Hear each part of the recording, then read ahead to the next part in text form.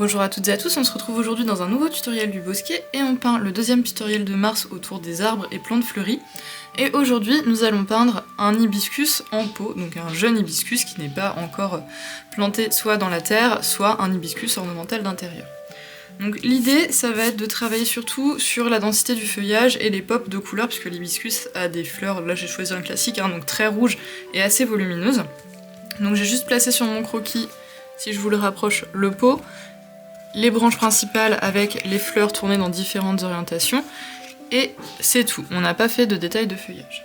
Donc l'idée, ça va être d'abord de créer des zones où on aura les feuillages qui vont être peints par la suite.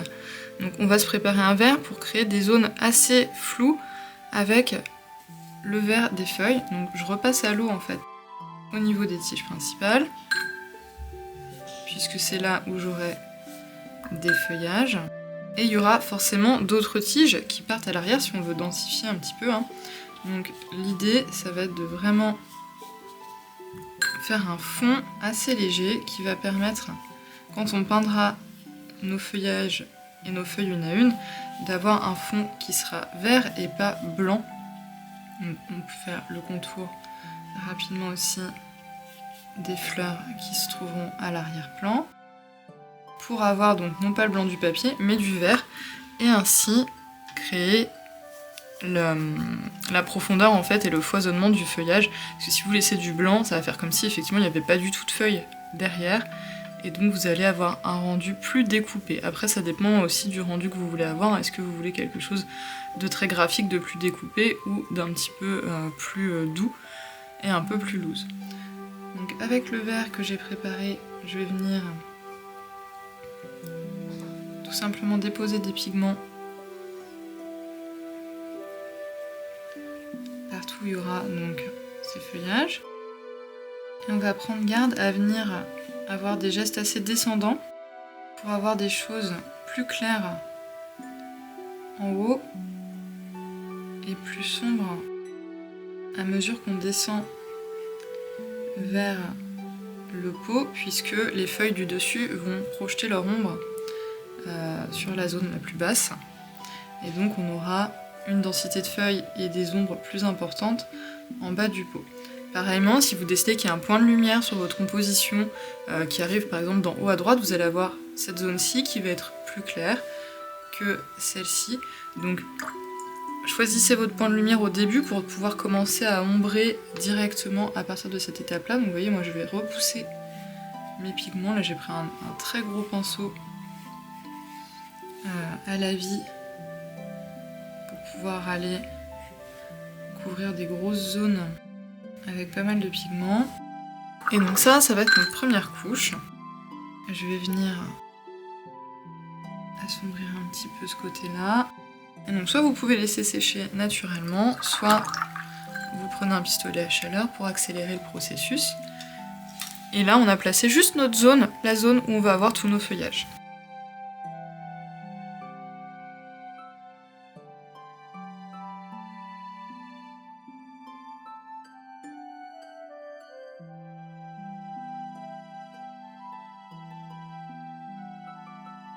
Donc je vais laisser finir de sécher vraiment bien la zone du bas. Je vais un peu redresser mon papier parce qu'à chaque fois qu'on sèche avec le pistolet à chaleur, on a le papier qui gondole un peu, même quand on a un super papier épais en 100% coton.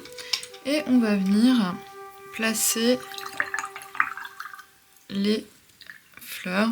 Donc si vous n'êtes pas trop à l'aise avec les croquis, il sera disponible sur le blog du bosquet en même temps que la vidéo va sortir, comme toujours, vous inquiétez pas.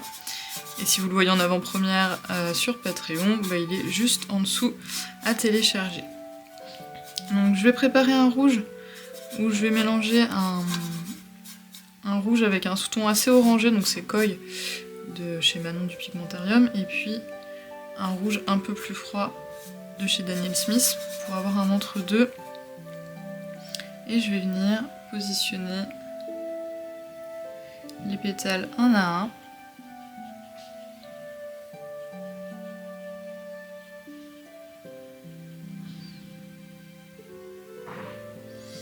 Et je vais peindre en 1 sur 2, donc je vais pas les faire se toucher. Donc là, je vais pas peindre les pétales qui sont sur le côté, d'accord? Puisque ça va me permettre de faire sortir la démarcation, en fait, tout à l'heure. Donc je vais beaucoup tourner mon papier, vous allez voir, pour avoir une peinture en 1 sur 2.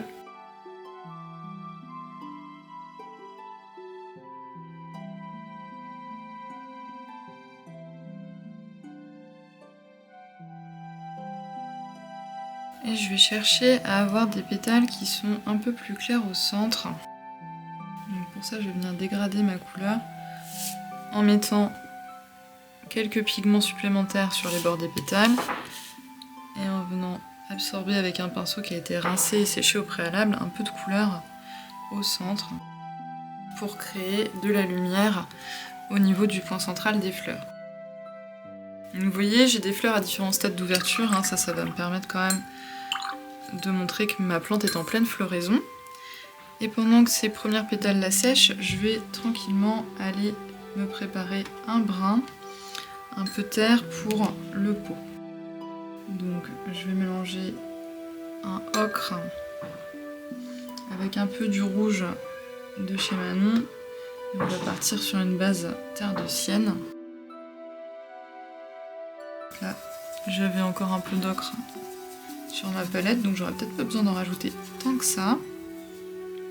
À force de peindre, vous verrez que en fonction des endroits de la palette que vous choisissez, ça vous facilite les mélanges.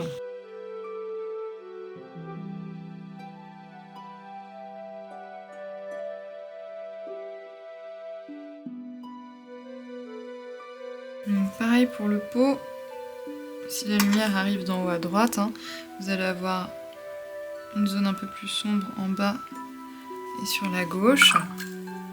Et je viendrai rajouter une ombre sous le bord du pot ici.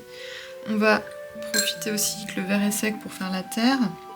Donc là du coup je vais partir d'un terre d'ombre brûlé, plus foncé et plus froid que le terre de sienne. On va lui ajouter un peu de nuance avec un brin un peu rouge.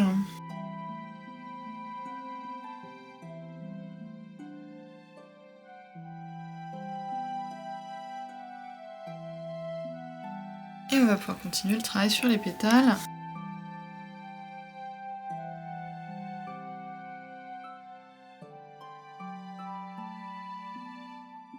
Donc, comme tout à l'heure, on vient dégrader un petit peu vers le centre.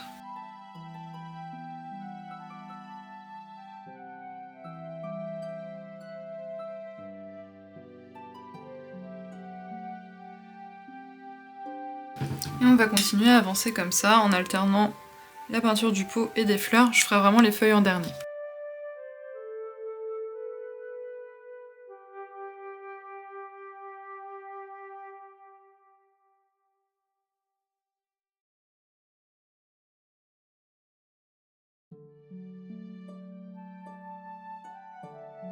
Donc je commence à reprendre quelques pétales en haut, hein, pour accentuer le centre un peu plus clair.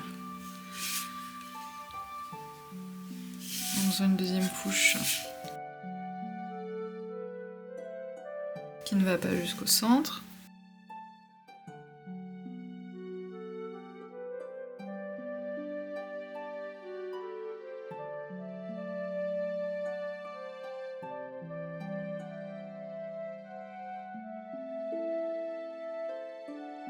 Ensuite,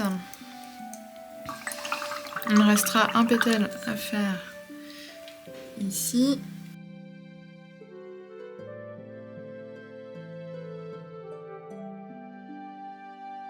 On va texturer un petit peu la terre en rajoutant une petite couche qui n'ira pas partout. Comme ça permet de créer un premier volume qu'on viendra accentuer tout à l'heure. Et donc là, on va pouvoir commencer à travailler sur les feuillages et les tiges centrales ainsi que les petits bourgeons. Donc ce qu'on va faire, c'est que on va préparer beaucoup de verre qui servira au feuillage. on va s'en prendre une petite partie plus foncée qui servira justement pour les tiges et les bourgeons. Donc là moi je mélange un oxyde, un vert oxyde assez classique, avec un vert un peu plus vert pomme, un peu plus clair, un peu plus jaune, qui me permet d'aller vers un vert un peu plus lumineux que mon oxyde. Et je vais venir positionner déjà toutes mes tiges centrales. Donc j'en ai mis ici, celles donc qui sont au premier plan et qui vont aller jusqu'au pot. Et qui vont se démarquer en fait sur le feuillage.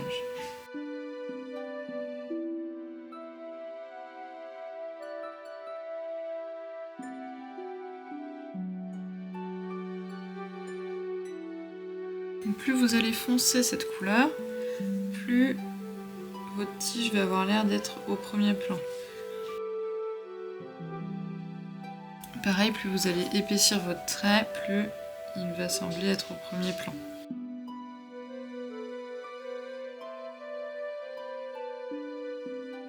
Donc je rajoute quelques branches secondaires. Et avec un vert légèrement dilué, je vais aussi rajouter, plus à l'arrière-plan, quelques tiges un peu brisées, qui ne seront pas forcément entières, et qui permettront, quand on va mettre le feuillage, de guider quand même les feuilles. Une fois que vous avez fait ça, vous allez pouvoir placer vos feuilles.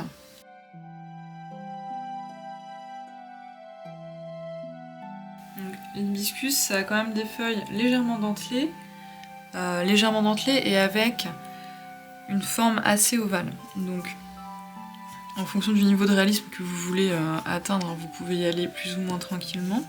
Moi, j'aimerais quand même garder une composition assez floue, donc je vais faire mes petites piques. Hop. Et je vais venir positionner quelques feuilles comme ça le long des tiges en fait qu'on a créées.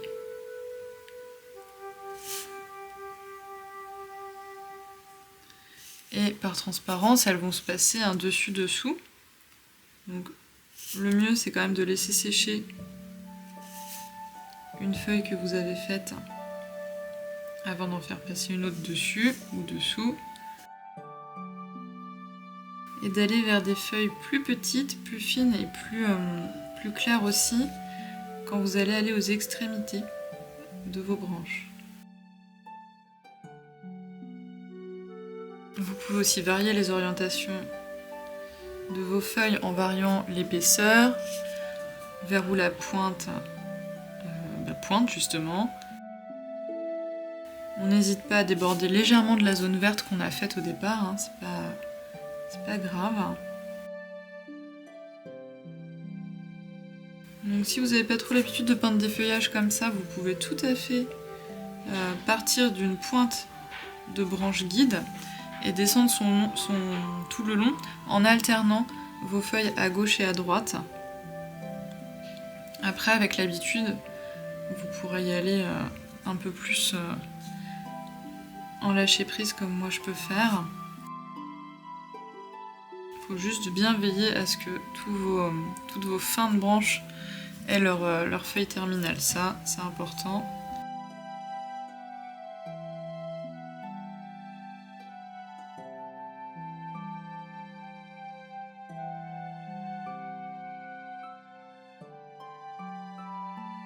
Et on va comme ça doucement créer la densité du feuillage en rajoutant les feuilles une par une.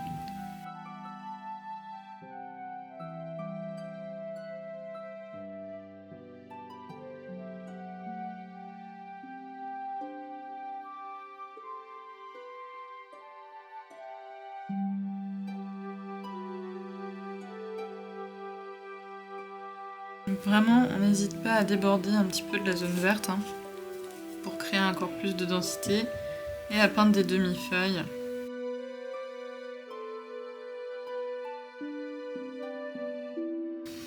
Donc Donc on va laisser sécher et quand on aura ça qui est bien sec, on pourra voir plus facilement comment rajouter des feuilles à des endroits stratégiques pour augmenter la densité et puis aussi pour permettre plus de lisibilité au niveau de nos tiges principales. Donc on va laisser sécher ça tranquillement et on revient après pour finir le feuillage, faire les détails des pétales et terminer notre pot. A tout de suite. Donc maintenant que tout est bien sec, on va pouvoir continuer les derniers détails et puis la fin du feuillage.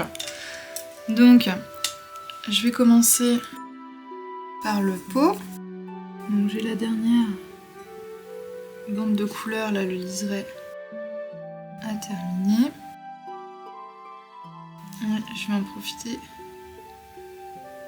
pour accentuer un peu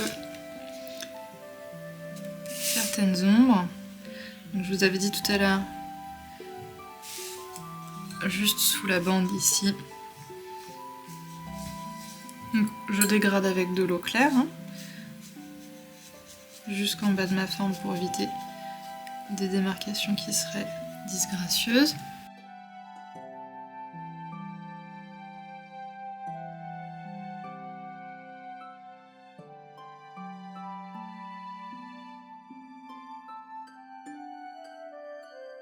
J'en profite aussi pour ajouter un peu de texture au pinceau un peu sec. Pour les pistils, je vais aller chercher mon rouge avec le sous-ton le plus chaud pur. Je vais pas le mélanger pour bien le faire ressortir lumineux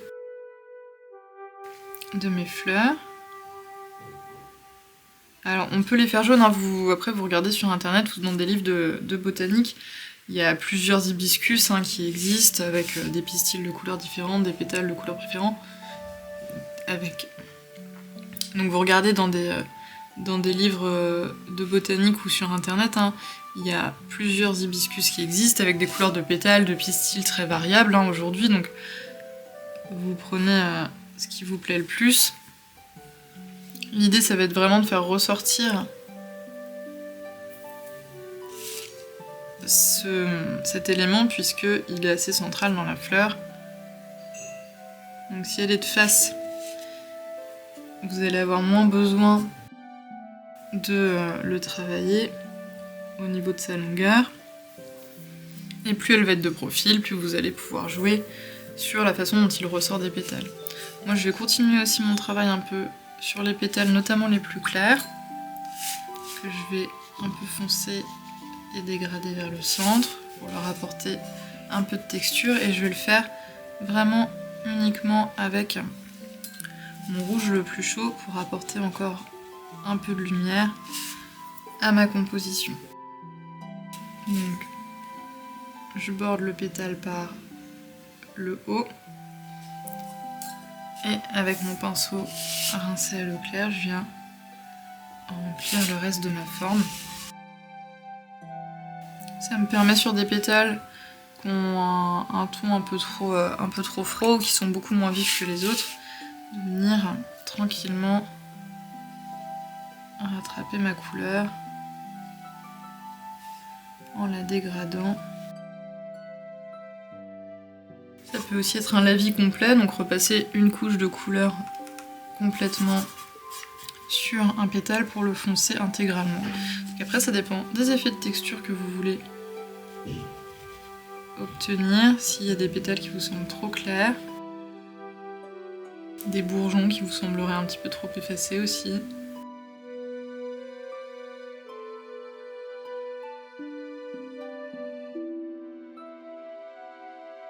Je vais venir également retravailler un petit peu de texture sur la terre dans mon pot. Je vais venir retravailler quelques aplats. Je ne prenne pas l'intégralité de la forme en petites touches pour créer une sorte de texture granuleuse, puisque la terre c'est pas quelque chose de lisse.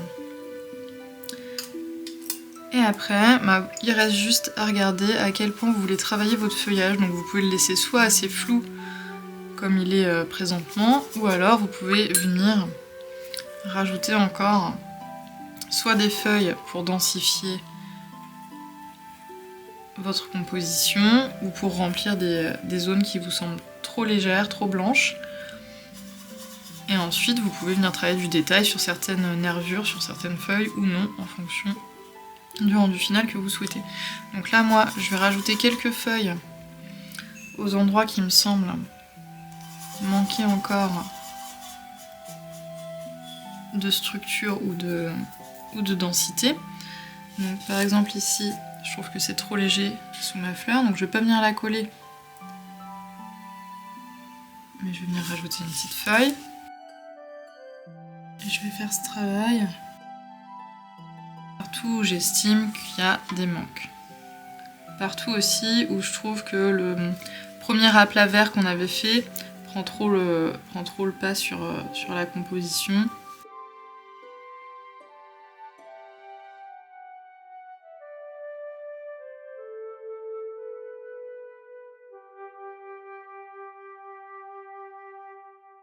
Ça peut être des feuilles entières ou des demi-feuilles.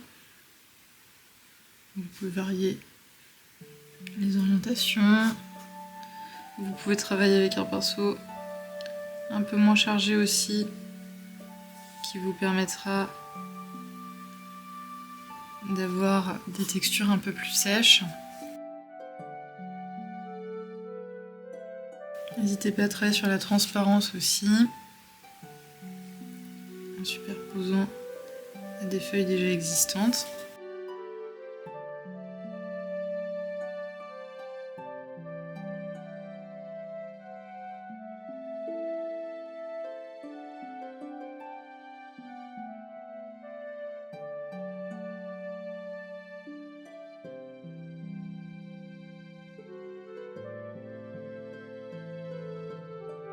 Donc moi je vais pas forcément travailler plus le détail des feuilles, je vais pas faire de nervures, que ce soit la nervure centrale uniquement ou les petites nervures sur les tours, parce que j'aimerais garder cet effet un peu flou, un peu foisonnant au niveau de la structure de mon pot, de ma plante en pot. Mais vous pouvez bien sûr accentuer le détail hein, si vous avez envie de le faire. Donc moi je vais m'arrêter ici, puisque je pense que pour débuter ou même pour un niveau intermédiaire, c'est déjà pas mal comme rendu en termes de détails et de couches. Donc ça vous a fait travailler bien sur la transparence, les dégradés, le travail du croquis où vous voyez on n'est pas obligé de positionner chaque feuille dans un premier temps avant de peindre. On peut très bien, même sans savoir très bien dessiner, avoir un joli rendu en mettant seulement les structures de base. Donc il faut surtout pas vous arrêter au fait que vous n'êtes pas un bon dessinateur ou une bonne dessinatrice pour vous lancer. L'aquarelle, ça permet justement par les jeux de transparence et par aussi le côté ombrage après, de travailler sur les volumes, sur les formes, sur les textures, sans forcément les avoir travaillées au dessin, au crayon au préalable, donc n'hésitez surtout pas. Si vous avez du mal à réaliser une des étapes ou si vous avez une remarque à faire, n'hésitez pas à me mettre un commentaire, ça me permet de savoir un petit peu comment vous aider, vous guider et aussi de vous proposer les meilleurs contenus possibles pour les prochaines vidéos. Et on se retrouve la semaine prochaine avec une planche botanique sur le pommier. Donc on sera pas sur de l'aquarelle botanique du style Pierre-Joseph Redouté, hein. On va pas aller vers ça parce que c'est des heures et des heures et des heures de travail et c'est pas ce que je propose sur la chaîne, puisque l'idée c'est que vous puissiez peindre sur maximum une après-midi ou une matinée, enfin une demi-journée en tout cas, quelques heures. Et du coup on fera planche botanique, mais pas aussi détaillée que voilà, l'aquarelle botanique classique à l'ancienne, mais beaucoup plus détaillé quand même ce qu'on a fait sur ce tutoriel-ci et sur le tutoriel de la semaine dernière. Donc si vous avez un niveau un petit peu supérieur à l'aquarelle ou que vous avez envie de voir ce que ça peut donner, d'aller vers des choses un petit peu plus poussées au niveau des détails, des textures, des ombres, des points de lumière, etc., n'hésitez pas à venir la semaine prochaine et donc à vous abonner éventuellement pour pas louper le prochain tuto, parce que là on va aller sur un niveau plutôt intermédiaire expert plus que sur grand débutant. Et puis si vous êtes grand débutant, n'hésitez pas à venir quand même jeter un œil, puisque ça pourrait être intéressant pour vous de voir que on peut avoir des rendus avec seulement quelques étapes supplémentaires ou quelques étapes préliminaires en plus, donc que ce soit avant ou à la fin de la peinture. pour vous donner un petit peu de motivation, un petit coup de boost pour aller vers ce niveau-là si les rendus vous plaisent. Voilà, donc j'espère que vous avez passé un bon tuto et puis on se retrouve la semaine prochaine. Salut!